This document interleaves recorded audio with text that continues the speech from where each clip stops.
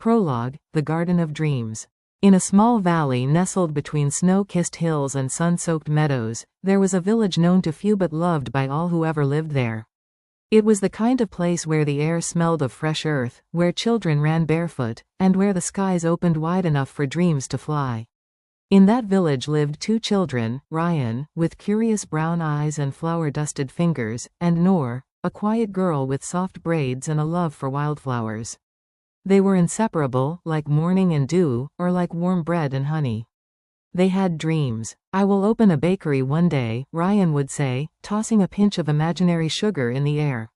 "And I'll have a flower shop beside it," Noor would reply, braiding daisies into her hair. The promise was simple: pastries and petals. Together. Always. Chapter 1: Crumbs of Childhood.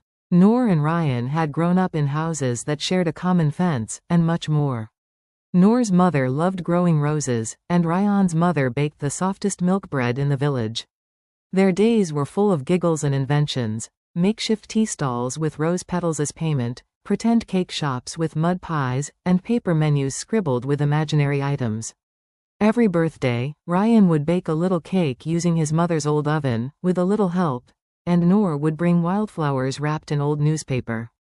One summer evening, under the big neem tree, they sat with dusty feet and grand dreams. "When we grow up, I'll bake cakes all day. And you'll bring fresh flowers to decorate the shop." "You mean our shop," Noor corrected with a soft smile. They even named it, Petals and Pastries. Chapter 2: The First Goodbye. But life has a way of testing promises. When they were 14, Rayan's father passed away after a sudden illness. With little savings and heavy grief, his mother decided to move to the city where an uncle had offered help and a job. The night before he left, Rayan stood at the gate with tear-filled eyes and flour on his shirt. "Don't forget the name of our shop," Noor whispered. "Never. And you, keep the flowers alive until I come back." And then he was gone. What remained behind was a lonely girl, a garden that bloomed for no one, and a heart half full. Chapter 3: Wilted Days. Years passed. Noor grew quieter. She still watered the garden, still clipped fresh flowers every morning, but never sold them. Her father insisted she learn tailoring like her elder sister, but her heart was buried somewhere among lavender stems and forgotten dreams. She would walk by the now empty gate every day, pausing for a moment, hoping, imagining. Sometimes she'd sketch logos for Petals and Pastries in her diary.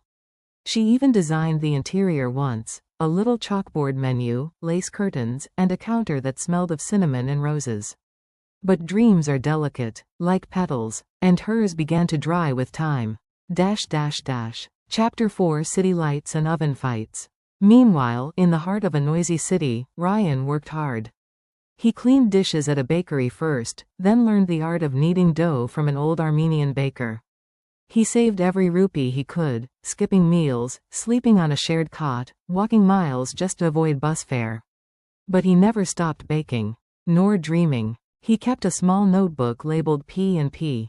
Inside it were scribbled cake recipes, shop layouts, and tiny pressed flowers Noor had once given him. He bought second-hand baking tools and tested recipes at night using a stove in a rented room.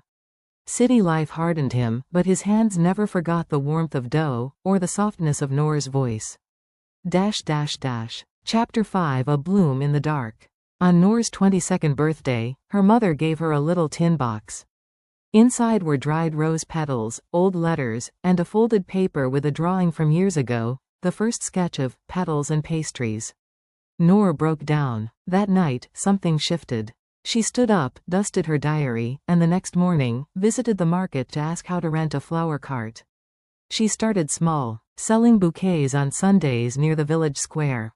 People loved her aesthetic: wildflowers tied in jute rope, tiny notes of poetry tucked in. Soon, her cart became a stall. Then a tiny shop. She called it Noor's Nest. But in the corner, she left an empty wooden shelf. A sign read, "Reserved for pastries." Chapter 6: Return of the Baker.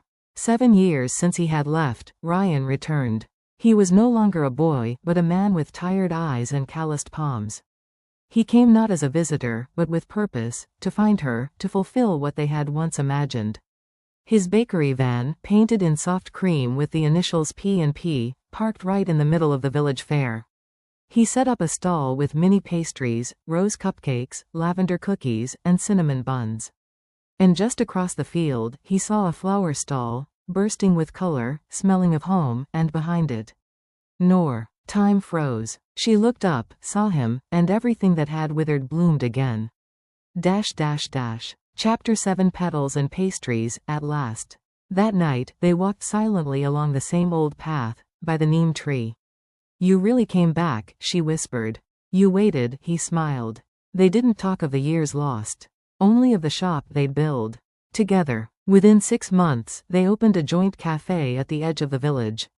A white cottage-style building with flowering vines over the door. Inside, shelves lined with pastries, and tables decorated with seasonal blooms. The name above the door, Petals and Pastries. Locals loved the concept. Travelers wrote blog posts. Photographers visited to capture the ambiance. But more than the success, it was the peace, the fulfillment, and the quiet joy of two souls who had waited, dreamed, and found their way back. Epilogue, Flower and Fragrance. Years later, little children run around the cafe just like Rayan and Noor once did. Some chase butterflies, some play bakery, some tuck flowers into their aprons. Noor and Rayan sit by the window every evening, sipping rose tea, watching their dream bloom daily. And every now and then, Noor places a fresh flower beside a plate of cake, not just as decor, but as a reminder.